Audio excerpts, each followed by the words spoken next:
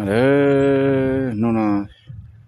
Ciao, Tony, c'è una tua tai due o si può to. Le roba pane. C'è una nisha o. Hello.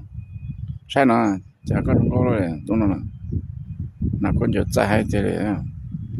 Chỗ ba đó nó thì nhà thay đồ thay ba ta tao tơ trong cô. Chỉ nó là việc để chứ chỉ cho mình tôi trông. Nên tôi chờ chứ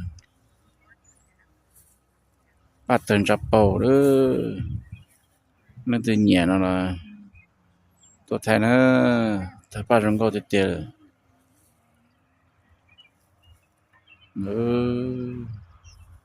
nó nào hỗ trợ trong cô thì tiền chẳng luôn đi Friday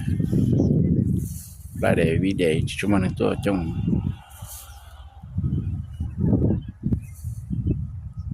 ba chiều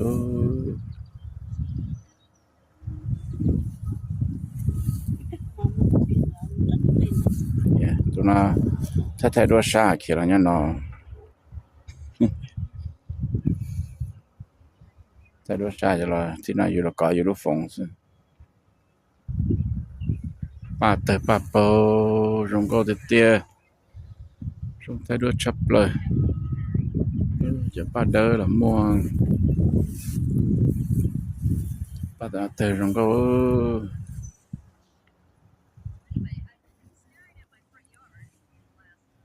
không thắc đến gì